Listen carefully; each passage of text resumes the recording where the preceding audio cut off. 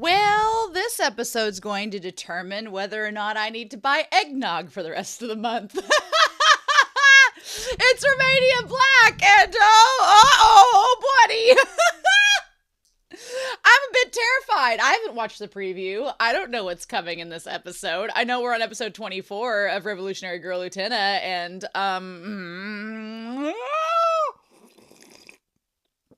I am terrified by this episode. Let me tell you why I'm terrified, because as we've talked the last couple of episodes, if you're looking at Revolutionary Girl Utena in a 3-act structure, which time has gone out the window and memories have gone out the window, so who knows, but if we were trying to retain some semblance of sanity in this, then we would know that you start out the first act, which was episodes 1 through 13.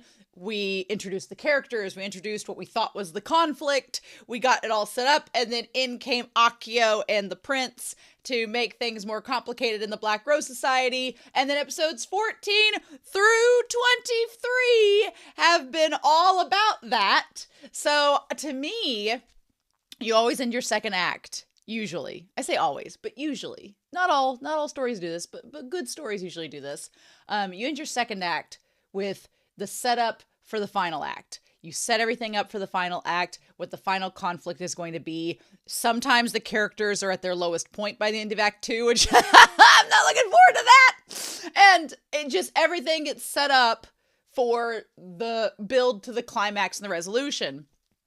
And so we're on episode 24. We've just found out some pretty earth-shattering plot-bending details in the last few episodes about how memories can be manipulated and how there are ghosts and how you're stuck in this school, but then does that drain your life force and you just die when you leave? There's just lots of questions, right? And I've got lots of comments to go through, so this is going to be a long intro. But my thing is, I feel like this episode is going to...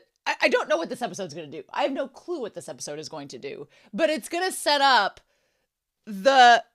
in the moment, the turn, they call it the perpétuité, the twist, the turn has been started, and this episode's going to perpetuate it.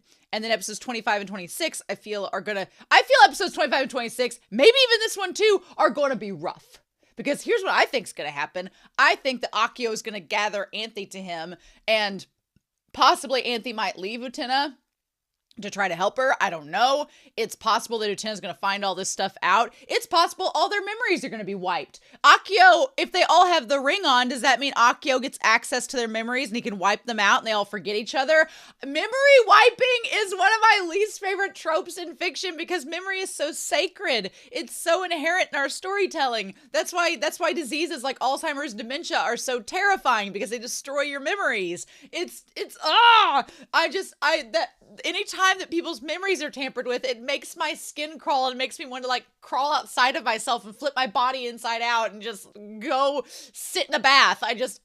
So I'm terrified that there's going to be memory alteration. I'm terrified there's going to be memory wipes. I'm terrified people are going to be manipulated. I don't know what this episode's going to bring to us, but I am terrified this week. I am terrified. That's why I have a nice happy cup of coffee and a nice jolly sweater on to try to hide the fact that I'm livid and terrified. But who knows? Maybe things will be great. Maybe this will be a Nanami episode with animals in it, and that'll be fun. Maybe it'll be one of those. Usually if we get a Nanami episode, everything goes to hell in a handbasket the episode after that, which maybe this will be a Nanami episode, and then everything will go to hell next week, and I can get one more week of respite. We'll see! But yeah, let's dive into these comments, because I have quite a few to get to before we start this episode. So, I went back, rewatched episode 23. The thumbnail of Utena holding Anthe's hand. Like, it was the thumbnail for episode 23, the still that I used. The one where she's holding Anthe's hand, like it made the little figure 8 or the hourglass or infinity sign or whatever you want to do. The TV, it was like on one end you had Anthe and Utena holding hands, which has been a very symbolic thing in the OP and throughout the series. But on the other side, their other hands were not connected. There was instead like a TV with static on in between them. So I'm like, Is that, what is that representing, like the disconnect that's keeping them from being together? Is Akio the static ETV? Are the duelists the static ETV? Are all the duelists dead? Is everyone in this school dead already? And their souls have been just fueling the school, and their potential as adults has been fueling the school. How long have they been there? Was the qualification that they're trapped in this time loop? Because the woman got out and she aged, but these guys haven't. Are they going to get out and their parents are all going to be ancient? I mean, Utena's parents are dead, so that doesn't matter. But are the rest of them going to get out and their parents have already died? You tell me! It's very convenient that Utena's parents are not with us, because that keeps that from being answered. And it seems to be by design that it's that way. So I'm like, So I want to go back to episode 20. Francesca White 4166 says for episode 20, I agree Saionji seems to be able to have be his true self outside of the student council. Like when he's there, he's pressured to fit these masculine stereotypes, and that causes him to lash out violently. But we see that he does have the capacity to be a decent person. Yeah, there's another series that I've been reading, Scumville and Self-Saving System, which is a really good series.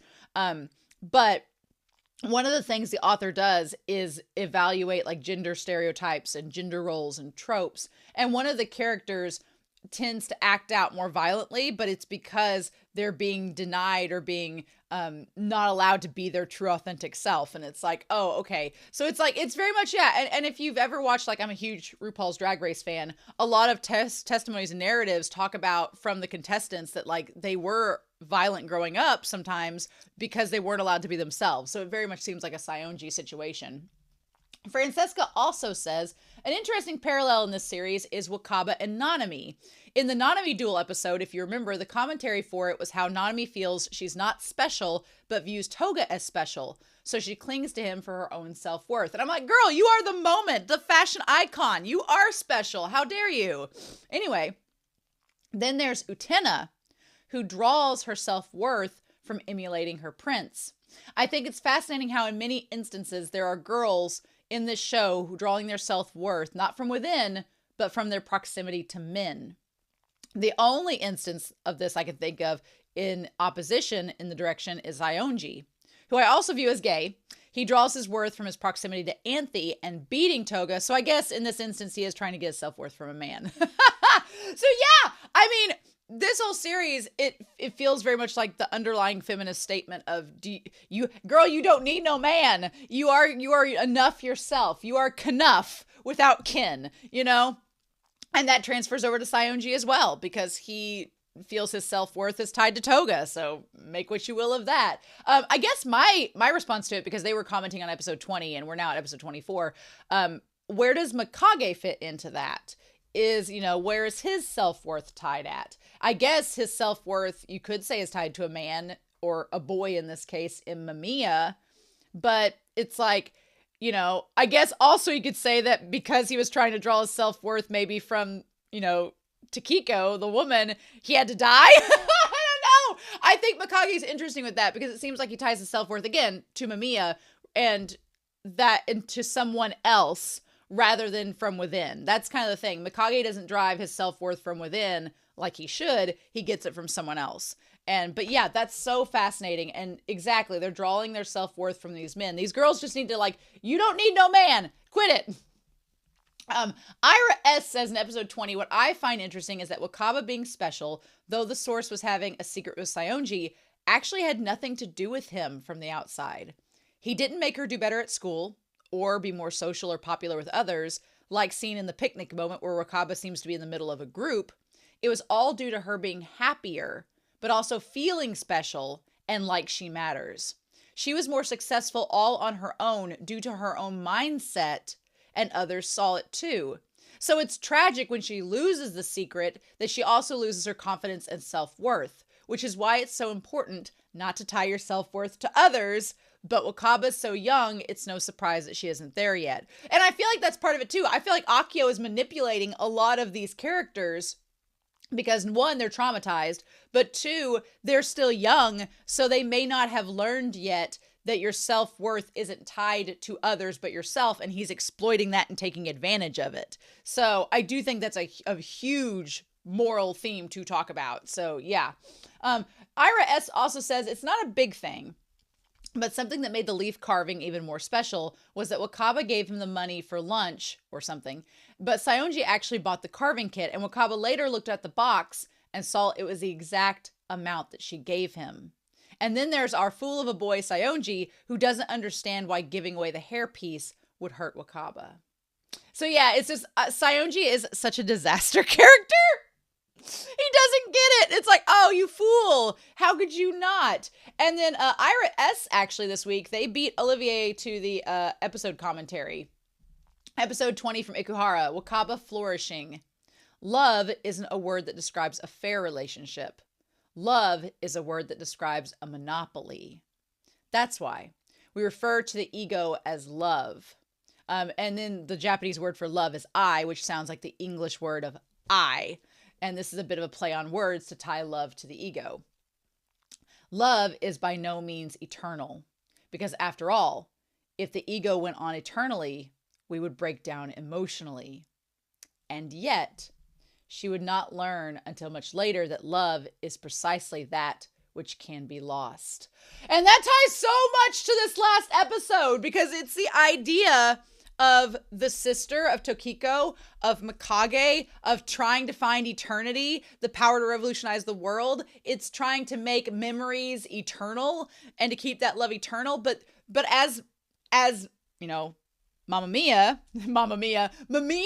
aka Anthe points out, you can't do that. Or maybe it was the boy that died that was actually saying it and not Anthe. But the point is, they say in the episode, you cannot have love eternally. That's what makes it so special, is that it's so easy to lose. And you have to hold on to those moments and kind of immortalize the moments, but know that you can't immortalize what they are. You can immortalize the memory. You can immortalize the feeling that gives. You can bring that with you and have it part of you for the rest of your days, but it's not something that's going to last forever. It's fleeting, and that's what makes it so valuable, right?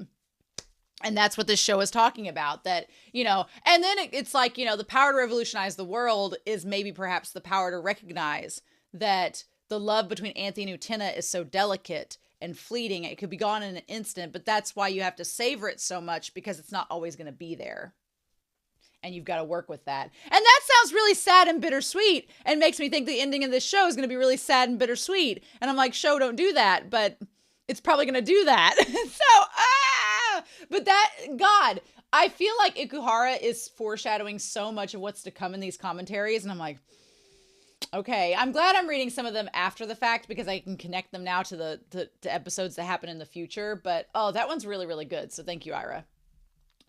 Olivier Jajado says, this is one of the handful of episodes storyboarded by the famous, episode 20, storyboarded by the famous Mamoru Hosoda, who did Wolf Children, which I've watched on Patreon. If you're a patron, you could see my reaction to Wolf Children. It's horrendously bittersweet, like this show, under a pen name while he was still working as a junior animator and assistant director. He also did the storyboards for episode 7, the first jury episode, and 14, the start of the Black Rose arc so far. So he's probably done other episodes in this series. I'm going to be curious to see what other ones he's directed for the series. But yeah, I really liked episode 20. We talked about it in the Discord, like all of the tiny micro expressions from Wakaba.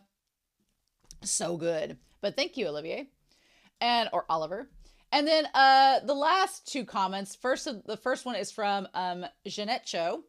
The way Wakaba foregoes the normal dueling patterns and tries to attack Anthe directly until Utena shields her, how viciously she fights, and the way the end is choreographed like a dance. And I know that you read Wakaba as straight, which is totally fair, but the way the camera focuses on the green, pink, and brown leaves specifically gives me so much fuel for Bai Wakaba headcanon. Specifically, she reads to me as having to be able to brush off her feelings for Utena as play and not be hurt by treating it as a joke, until Utena starts developing real feelings for Anthe, and then it just becomes another knife in the heart for Anthe's specialness, taking things away from Wakaba, even if she's not conscious of it. I definitely agree with that. I'm on board with the bisexual Wakaba agenda. I'm fine with this. I wondered that back at the beginning, because I was like, does she like Utena, or is she just being a friend? And I definitely can see it being like she brushes it off as just, oh no, we're actually friends, but she could be attracted to Utena. So when she is with Anthe, then Wakaba gets kind of jealous because she's like, oh, I'm not good enough for you, just like I'm not good enough for Saionji. And so I totally see that. So I'm fine with the bi agenda for Wakaba. Let's do it. Jeanette Show also says, it's so interesting to me how Saionji can clearly be a better person away from the academy, but is so desperate to return to it. Yes, it's like you could get away from the trauma. Why are you running back to it? Also very interesting that Saionji offers to buy something expensive to repay Wakaba once he's let back into the school. It comes across as cold to Wakaba and the audience, but I feel like Saionji genuinely can't understand why Wakaba would want his tiny homemade gift over a status symbol. And I think that that's, you know, it has to do with experience, where you grew up, like what you're used to, how you've been influenced from an early age. But yeah, so I absolutely get that. I feel like he's a dense boy. He doesn't maybe understand what he's doing and why it would affect Wakaba the way that it does. But that's really good.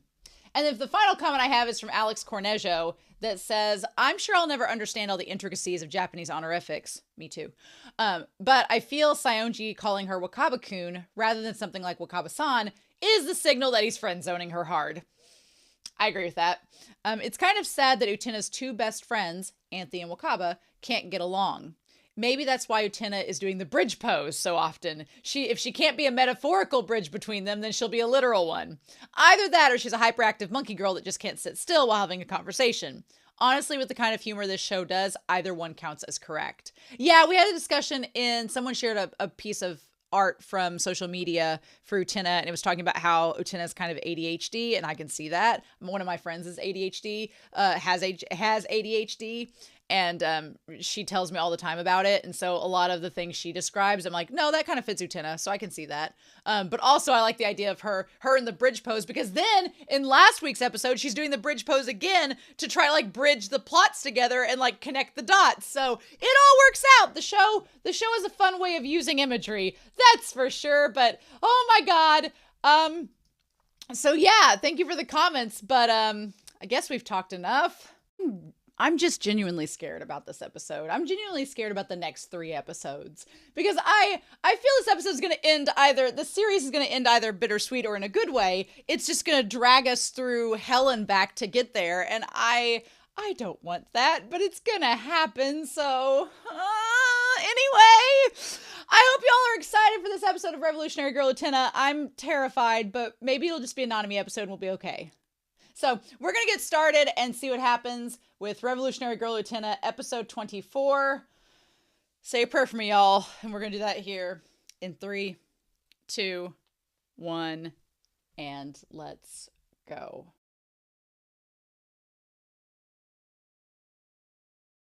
So on the one hand, this is a recap episode, which was fun. On the other hand, I am now more than ever terrified for next week and the week after, for episodes 25 and 26, because I should have seen it coming. I should have seen that this was going to be a recap episode, because last week was so insane that I'm like, oh, well, they're not just going to dive us into more insanity. No, instead they're going to take a week off to recap everything going on, to maybe reveal some new things, which we'll talk about in this discussion. But they're just going to butter us up this week and be like, no worries. And then next week and the week after, to end out this year, it's going to be terrifying. That's literally what's going to happen. I am going to be freaking out. Next week, I'm going to have to go get eggnog between now and next week so I can be prepared, or I'm going to have to get a little bit more holiday booze to put in my drink to prep myself for the next couple episodes. That's literally what this episode is telling me. So, Nanami episode. Nanami episodes are fun. Also, there's a lot of phallic symbolism in this episode, and we're going to talk about it. But every time we start the episode and that giant dick tower is just right there, the observatory, I'm like, it's like a symbol of the patriarchy just staring down at you, and I want to like dismantle it, but what can we do? So, now that we know about memory and the concept of memory, it takes on a whole new form when you're looking at this. So the idea of Tsubaki, of Mitsuru. I'm just going to call him Mitsuru because I know it's not Tsubaki. I know there's an extra syllable or two in there. But the moment we get him making her schedule and being like, your classes are as usual, I'm like, how long have they been as usual? You know, you have that whole thing to where, you know, music's at third period. Orff's Carmina Burana. I want to look that up real quick because I was like, what is Orff's Carmina Burana? People have looked this up. Yes. So it is, I'm going to like play it real quick and see what it sounds like. So hold on. I want to play like just a few notes of it because I'm like, what is this important? Okay. As soon as I get through these ads, we'll see it real quick. I'm like, will they copyright me for just doing like a few? Like it.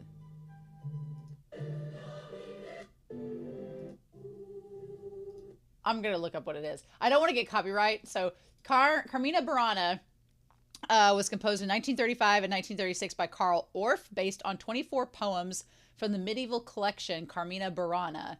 Its full Latin title is Carmina Burana Cantiones Profane Cantoribus et Choris Cantande Comitanibus Instrumentus Atque Migenibus Magicus, or Songs of Bohème, secular songs for singers and choruses to be sung together with instruments and magical images. Magical images? Revolutionary Girl Utena? What? So it was performed by the Opera Frankfurt on the June 8th, 1937. It's part of Triumphi, a musical triptych that includes these other two, which are the first and last sections of the piece are called Fortune, Empress of the World. Well, Empress of the World, Nanami, or Utena or Anthe. Basically, it says... in 1934, Orff encountered the 1847 edition of Carmina Burana by Johann Andreas Schmeller, the original text dating mostly from the 11th or 12th century, including some of the 13th century. Michael Hoffman was a young law student and an enthusiast of Latin and Greek. He assisted Orff in the selection and organization of 24 of these poems into a libretto, mostly in secular Latin verse, with a small amount of Middle High German and Old French. The selection covers a wide range of topics as familiar in the 13th century as they are in the 21st century. The fickleness of fortune and wealth, the ephemeral nature of life, the joy of the return of spring, and the pleasures and perils of drinking, gluttony, gambling, and lust. Interesting! So... basically, you know, fickleness of fortune and wealth, ephemeral nature of life, you know, all themes that we're pretty familiar with. So basically the structure of it, this wiki article details it, says it starts out talking about Fortuna, the lament of the wounds that fortune deals, the joyous face of spring, all things tempered by the sun, behold the welcome, the dance, the noble woods are burgeoning, monger, give me colored paint, a round dance, they who here go dancing around, come, come, my dear companion, they who here go dancing around, if the whole world were but mine. Oh, the power of the revolution, the power to have the revolution, the power to revolutionize the world, right? Seething inside. Once I swam in lakes, I am the abbot. When we are in the tavern, love flies everywhere, on horseback in an OP under a crumbling castle, apparently. Day, night, and everything. There stood a girl in my breast. If a boy with a girl, come, come, pray come, on the scales, time to jest. The sweetest boy, hail to the most lovely, and oh, Fortune, Fortune, Empress of the world. So basically these different sections all take place. One is, they both start and end with Fortune, Empress of the world, you know, the wealth of the world. And they talk about spring in a meadow, the court of love, and then the, you know, climax of it and all that. Wow. Well, that's fun. So that seems to be maybe subtly tying to our story in little tiny ways. And so then basically we start out with our sweet, sweet boy having everything ready for Nanami, and he has his little rose journal there. And he's like, you have a vocabulary test, here's the cheat sheet. I'm like, Mitsuru, quit helping Nanami cheat. As a teacher, I disapprove of that. I do like how she does call out Suwabuki. Suwabuki, I always want to call him like Subaya or whatever. I'm just going to call him Mitsuru to make it easier, but Suwabuki. I always forget about like those last syllables, damn it. But yeah, so she does say thank you to him, which seems like progress, right? It doesn't seem like it, but compared to how she's been throughout this entire series, I do consider for Nanami that it is progress. Then these damn runaway horses, here's the thing. We could look at it and be like, oh, they're just reusing stock animation and they just flipped the screen to where it looked like it was coming from a different direction, which is true technically. But now that we're playing with memory and playing with time loops, I'm like, the idea that these horses keep getting out, one, feels like a connection to that time loop that nobody's noticing, right? And two, we're going to have Utena and Anthe on horseback at some point in the future. Are these the horses of the apocalypse? Oh my God, are these the horses of the apocalypse coming to signify and signal it for us every time we have a recap? Is that what this is? Oh my God, you had, oh my God, no, but you had the prince in the very first episode come to Utena on horseback, on a pale horse, a pale rider, the sign of the apocalypse. And then we've had 2 different times as well, horses coming into the frame. We just need one more horse with Anthe on it or Utena on it, and we got our 4 horses of the apocalypse. Oh my God. Anyway, so much like how Toga saved Nanami from the horse previously, Tsubaki saves her in this instance from the horse barreling through and ends up getting hurt. His secret that no one must know is that he likes Nanami, and he's been following her around this entire time, and Tsubaki knows all the secrets that we know as the audience, but he knows as well, right? The secret Nanami-sama diary. Now, what I love is the humor of this show, because the humor is so weird.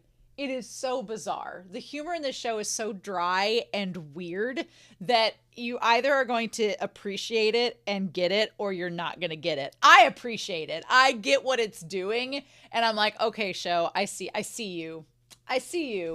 So I love, for example, that he's in this hospital, like naked with the robe on and just all this, but they're like, he has a bruise and a broken nail. Even if he was unconscious, that was no reason to strip him of his clothes. He had a bruise and a broken nail. Like, you didn't have to strip him naked and put him in a hospital bed with a heart monitor. Just lay him on a cot in a nurse's station and he'll be fine. But that's not how they treat it. We take it 100%. Also, we cut down on the animation budget by putting a curtain up to where it's just the shadows of them. Very, very low budget this episode. We're saving our money. We took our money, used it in episode 20, 21 through 23, and now we're saving it for later. I'm fine with that. But I am glad, like I said, recap episodes are my least favorite out of anything in anime. I hate recaps. We could all do without them.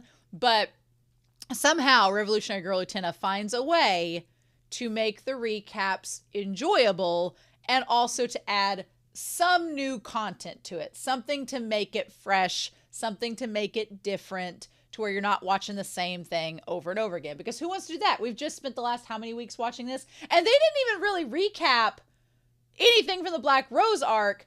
They were recapping stuff from the first arc, which makes me think we're going to go back to some of those things with Toga and Nanami and everybody. Like, the Black Rose arc is pretty fresh, but they were like, we need to go back and show you all some of the beginning episodes, because like any good story, you're probably going to take elements and tie it back to the beginning and say, okay, now that you rewatch those things, do you notice anything different?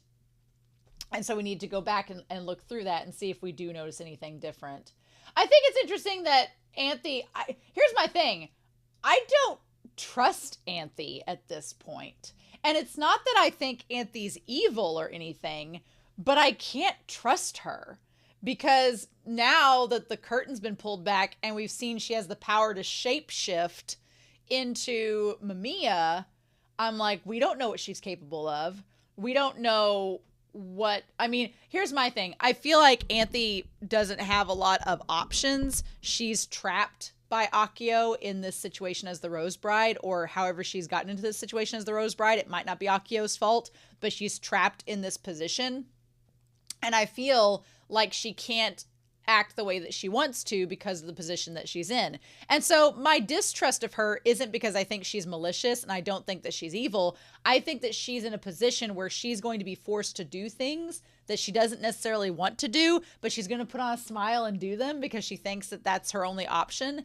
And so, again, we talked about characters deriving self-worth, not from themselves, but from other people. Anthe is like the thesis of that. She's literally, even though Anthe has the power of Dios within her, the power of a god within Anthe, she can't access it herself. She believes, and she has been told and conditioned, that that power can only be accessed by someone else. And she can't get that self-worth unless she's with someone else.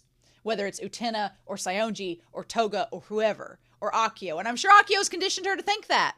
So I feel like part of the final arc is going to be convincing Anthe, you've got the power of Dios in you. You don't need Akio. He doesn't control you. You think that he does, but he doesn't.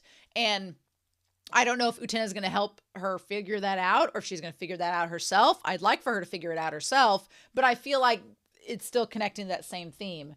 So poor Mitsuru, he does not want them reading his diary. And the moment he looked down and realized he was naked, I was like, does Mitsuru, is he a well-endowed kid?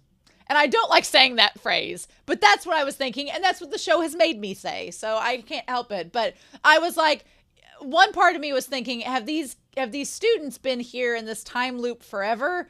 And not forever, but for years. So is Mitsuru, even though he's stuck in the body of an elementary school kid, has he been stuck in the body of an elementary school kid for a long time? And he's developed these feelings for Nanami? And is he developing? Is he growing with his age and just it's not showing to us, the audience? Why is this show making me think these things? How dare you, show? I don't know. But he realized that he's naked and he's like, oh shit. And he's like, what do we do? Or did he get morning wood when he woke up and that was where he's at? I don't know. But the elementary schooler devoted to Nanami-san. So it's so crazy to go back and to the very beginning, and the one girl that was all into Toga back in episode 21, she was at the very beginning with the other two girls, except they were getting mad at Anthe about Saionji instead of about Toga. That's so wild. And the funny thing is that the one girl, Shiori or whatever her name is, it's not Shiori, that's Juri's partner. It could be partner, should be partner, isn't partner. The girl that was in Nanami's Mean Girl Squad, the funny thing is she gets onto Anthe because Anthe was taking the attention away from Saionji, which they wanted, but then they join Nanami's posse. And then she gets mad at Nanami for taking attention away from Toga. And it's like, what? It's like, what? So it's all messed up. It's all kinds of messed up, right? And they're like, he won't come to Krindo. And then poor Anthe. I do feel bad for Anthe because Anthe's like, as they're telling her to give back Saionji, she's like, I don't have Saionji. He chose this. I don't know what you want me to do about it. It is sad. And then Nanami comes in and scares them all away. So the fact that Mitsuru has been following Nanami around and taking notes this whole time, I love that he describes her as being purity, nobility, and great beauty. I mean, great beauty, yes. Purity, nobility. What do we use to describe Nanami? As she protects the weak and detests all evil, all to uphold the justice in the academy. That is some revisionist history right there, if ever there was one. But I know about her authentic face. Now, when he says that, it's like, yeah, Nanami puts on this front of being like the socialite schoolgirl. She's Regina George, all of this. But he knows how she truly is. And now we finally get the insight that, whatever do you mean bad? We get the insight of how she messed up Nanami's dress in episode 3. We went back to that. This one girl, though, too. Okay, so the blue dress that the one girl in the middle of the Nanami Mean Girl posse, that blue dress was on the bed in episode 21. It was one of the dresses that she could have chose to wear to the party, and she didn't wear it. She'd already wore it. So, okay. You didn't want to wear the same dress twice? I made fun of the one dress she did pick because it was horrendous. But to be fair, she didn't want to wear the nice blue dress again. I get it. You don't want to wear the same thing twice. So then we see the guy that she tips off to take the champagne over and put on Nanami's dress. Poor Choo Choo's helping somebody else that had champagne on their dress too. Funny that. But Mitsuru was at the party under the table, and he's like, oh, the way that she orders other people around to do her dirty work, truly someone ruling from the shadows. To me, that seems like foreshadowing as well of Akio or someone else making changes from the shadows too, and that we should pay attention to that. And how it's also a sign that the way that Mitsuru justifies what Nanami is doing, despite it clearly not being good, as Utena and Anthy call out, it seems to me like just the idea of someone praising someone and excusing their actions because they love them seems to me to tie to Akio, to Anthy, to where we are currently in the story, to Mikage. Like, we're willing to forgive all manner of sins in the sake of love. It just feels like little subtle ties to those themes that we're getting in this episode, you know, before we dive further into them in the next couple episodes. Of course, Nanami denies that she did something to Anthy, but her malice wouldn't stop there. Then we have the whole cooking thing, which is so hilarious. I love the fact that curry, that feels like a Rocky Horror room moment that now anytime you watch Revolutionary Girl Utena, you have to go curry. You just have to say it in threes. Mm-hmm. Also, the idea of the three guys that like Nanami that follow her around eating the curry and the elephants coming in and eating the curry. I don't know if there's anything phallic about that it's tied to lust. I don't know. You could probably argue that if you really wanted to get Freudian and do whatever. But yeah, the elephant super spicy 900 billion fold curry and their trip to India to get it. Oh my God. The fact that Mitsuru followed them, the fact that Mitsuru was the reason that the elephants hit the van is the funniest shit I've seen all week. Oh my God. I love it. I really wanted to see Mitsuru in the van with them, but we didn't get to see it. But yeah, Mitsuru caused the van to get hit. Oh, he wasn't in the van with them because he led the elephants to them. Oh my God. The details of this show. The web of intrigue. Mm-hmm. Yeah, he caused the van to get hit. That is the funniest thing in the world. I think it's so funny. And then, yeah, the elephant knocking them all off. Mm-hmm. Is this a metaphor? Are the elephants a metaphor for the patriarchy? No. Are the elephants a metaphor of how men's dicks getting in the way of everything? Who knows? Because in the very next scene, Mitsuru, who's thinking not with his brain, but with another part of his body, leads to Nanami getting in trouble, getting crushed. I'm trying to find the right verbiage so it doesn't come off too sexual, but causes Nanami to have like all these problems. And then the first thing that we do is see Mitsuru hand a banana, a phallic symbol, to Choo Choo as she gets out of the limousine. Am I reading too much into this? Probably. God, it's so funny when she's like, this curry, the last batch of curry, and he's like, don't you have any more? And she's like, no, it'll take him 200 years to make another spice mix like this. And then the three curry guys come across the panel as elephants with Mitsuru. I feel like they're all representations of lust and representations of phallic symbols, which we'll tie back to at the end of this episode. But yeah, Nanami says it's not her fault that they switched personalities, but it was because of Anthy's cooking skills. And they're like, what other crimes did Mitsuru write about you in here? Is there anything? Everything he seems to write about was about you. Nanami seized every opportunity she got to wrong him, Amiya. And then we have the scene in the bedroom, like where everything... I can't believe this is the year of the snail on my channel. We had Uzumaki. We've got this show. There's a Land of the Lustrous. Like, there's just snails everywhere. Snails everywhere. I'm like, why is this the year of the snail? I thought this was year of the dragon. But yeah. And so then the elephant's looking outside the window as well. But Nanami has it tough. Sometimes the one trying to hurt another ends up getting more hurt themselves.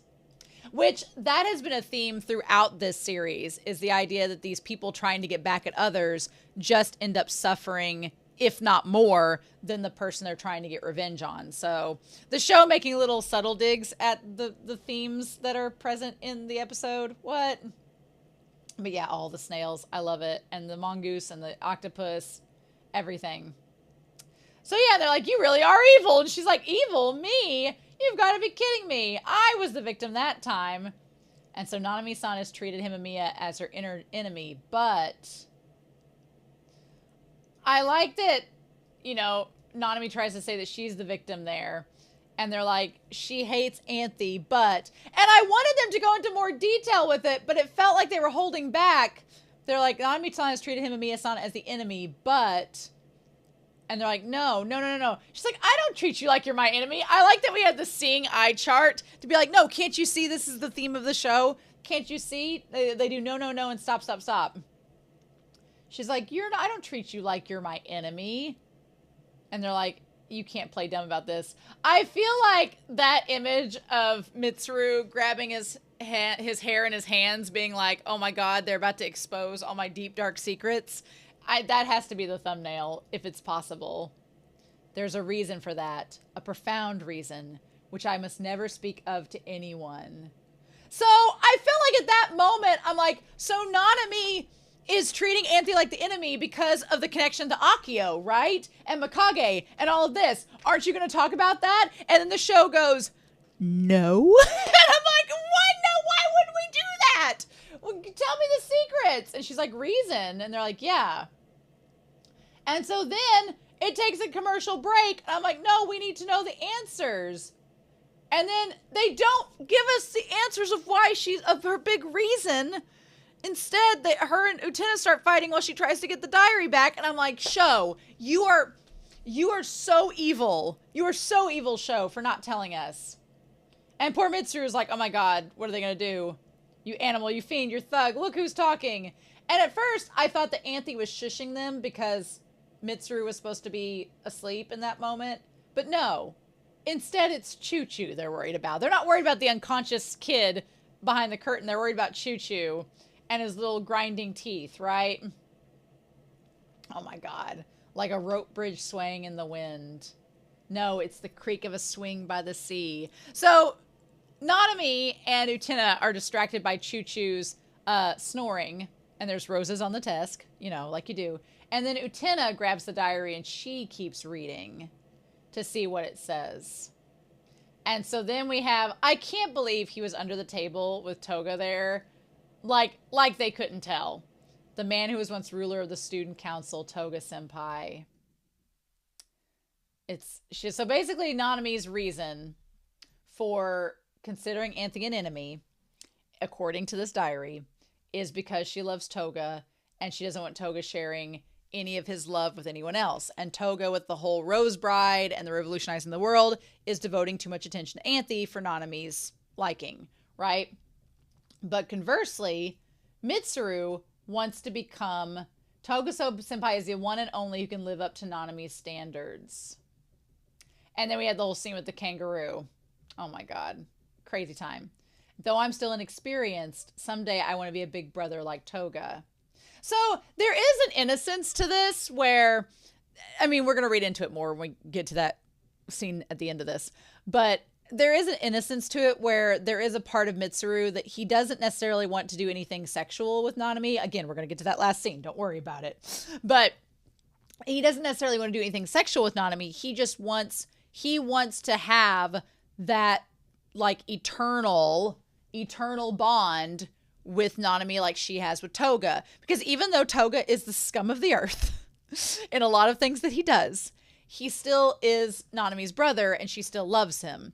And I think that says something about kind of like a platonic eternal love, is that like the love that family has, it doesn't have to be sexual, but it is very much, it's a bond that's extremely strong and hard to break, right? I mean, people get in relationships and in and out of relationships all the time, but siblings, it's like your blood. So, I mean, for Nanami, she doesn't have any sexual feelings towards Toga, but he is like her protector and someone that's always going to be there for her no matter what. And those bonds are there in her mind. And Mitsuru wants that. And it kind of ties to the idea of eternity, to revolutionizing the world. Now, you could also say that relationship-wise, when you're not siblings, you can tie that to being like soulmates. And maybe Utena and Anthe could be like soulmates, where it's not just a fickle sexual or romantic bond, but it's something more more eternal. I always think of Banana Fish when I talk about bonds like these. And if you've not seen Banana Fish, I'm not going to spoil it for you, but I would just say that the main pair in Banana Fish have a bond that's not just sexual. It's not just romantic. It's something like soulmates. It's something that goes beyond platonic, but at the same time, it's not as fleeting as something sexual or romantic. It's deeper than that. And that kind of bond, I think, is the kind of bond that the characters in this show want. And that's what they're striving for. That's the eternity, the power to revolutionize the world that they're striving for. And so Mitsuru wants that to be like Toga for Nanami. And I do like that Utena says, hey, we should stop. This isn't right. Utena, and in this moment, I love that Utena says, this seems like, real feelings, like they have some weight to them. Maybe we shouldn't read. Which to me tells me that Utena might feel the same, that she feels similarly. She's like, hey, I know what that feeling's like. Maybe we shouldn't read this. This seems a little personal. Of course, they make a joke out of it by having Nanami being like, oh, you've read almost everything and only now you think of his feelings.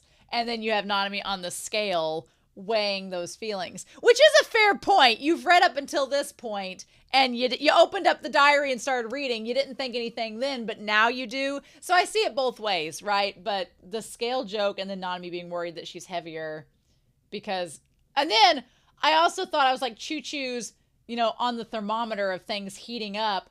I didn't know, and the thermometer looking kind of phallic in itself. I didn't know if that was a sign of something sexual about to get brought up in this. Maybe. So then they're like the first strategy.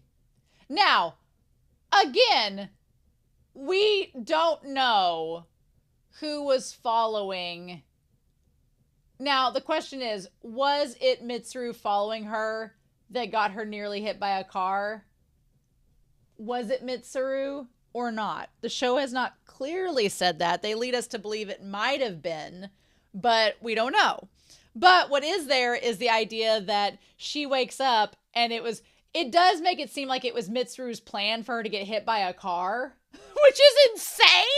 And that he would show up and that she would, again, not remember her brother, but remember Mitsuru as her brother. We just had an episode where we found out that one of the characters thought someone was someone that they weren't. So this seems like a tie-in to that, which is quite terrifying. And then he's like, it's me, your brother. And then again, the way that the spotlight shines on Mitsuru holding Nanami, the way that the curtains are framed, the way that the blanket surrounds them like a crescent moon, the way the spotlight is on Mitsuru and Nanami, the same way that the spotlight has been on the prince sitting atop the egg. It all seems to be connected. So, that begs a question about Akio and Anthy's relationship. Is Akio and Anthy's relationship, is it like Nanami and Toga?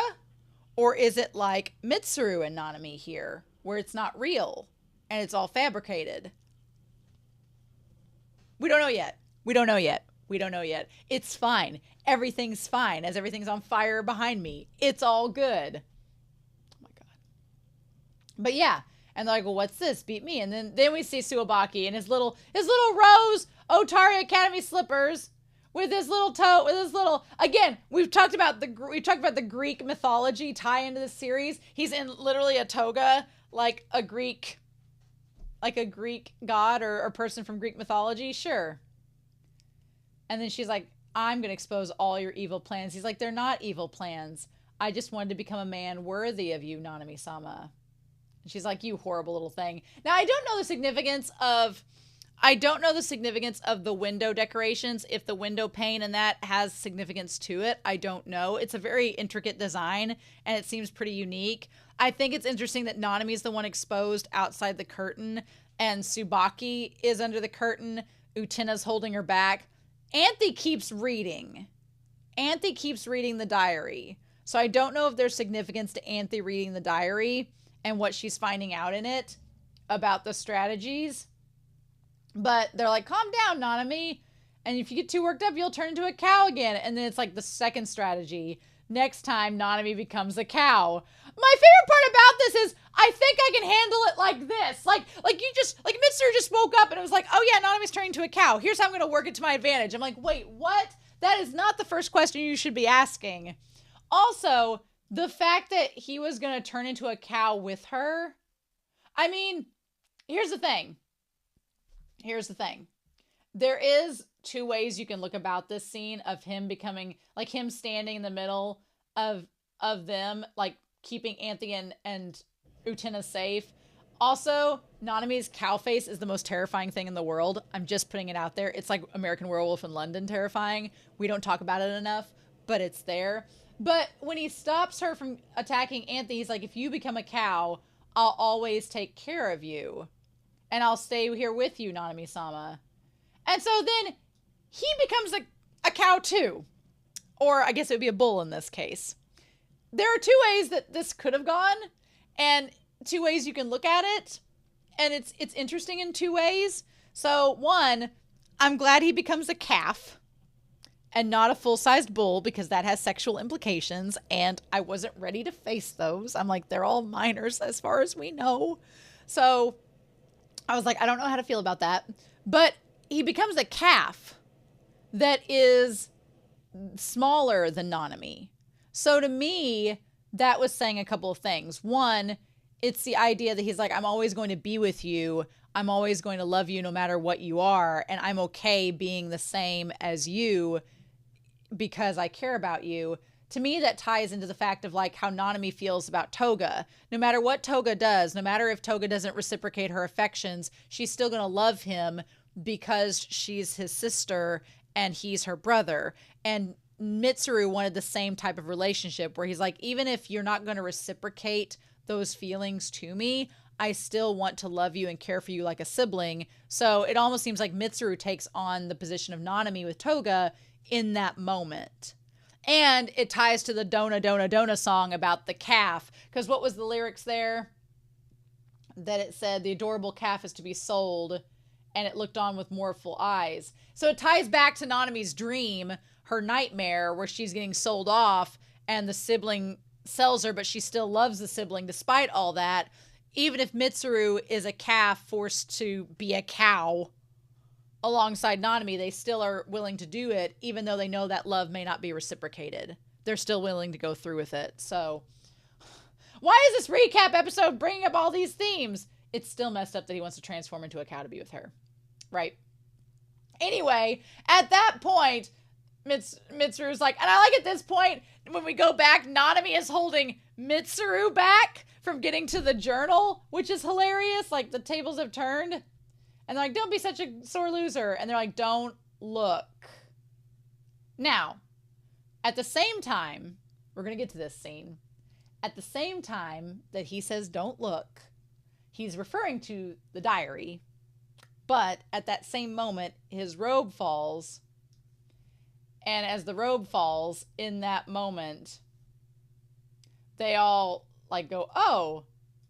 And then Nanami blinks and looks down.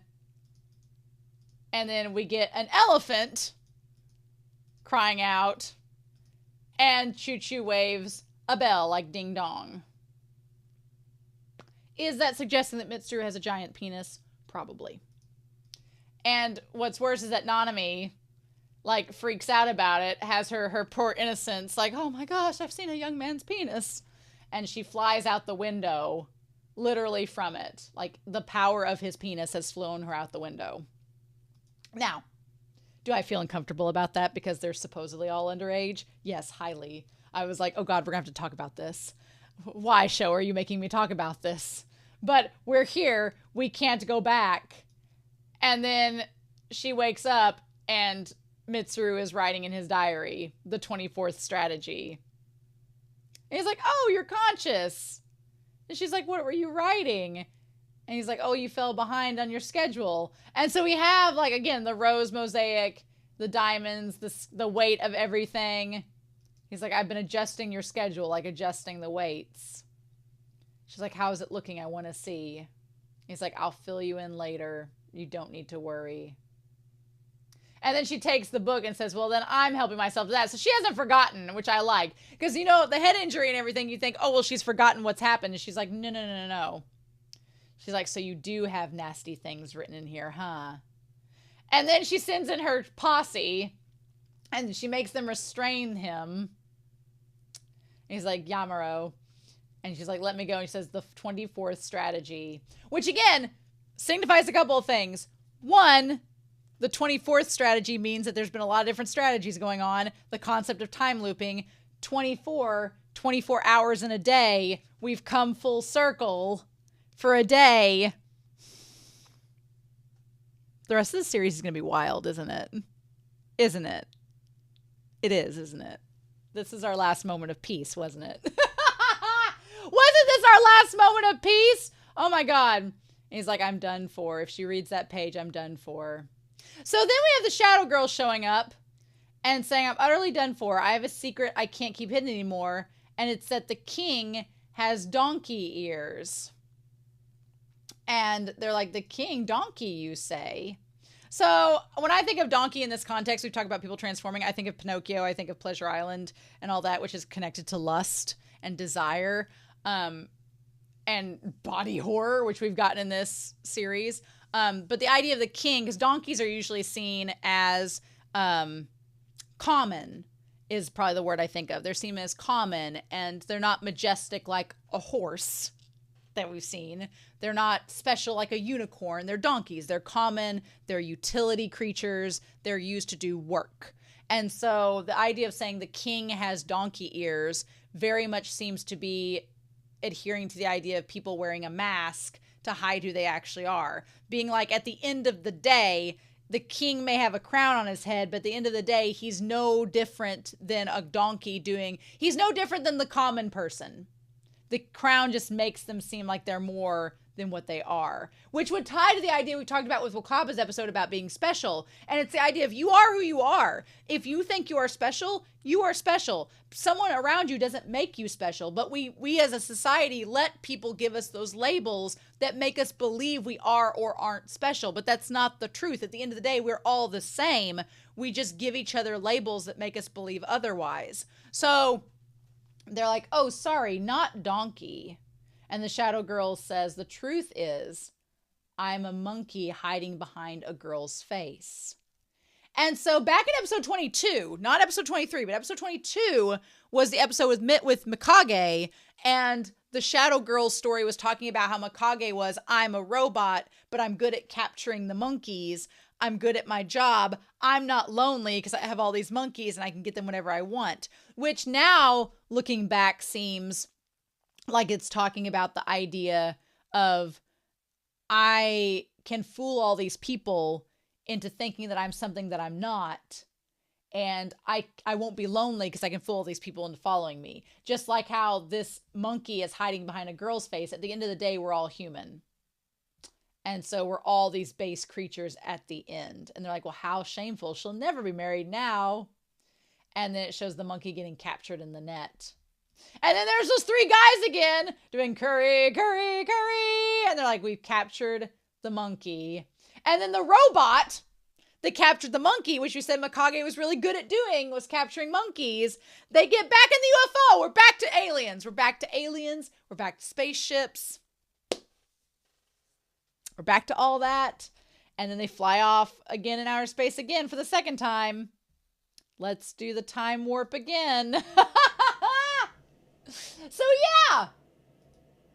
yeah. Let's do the time warp again, shall we? Y'all.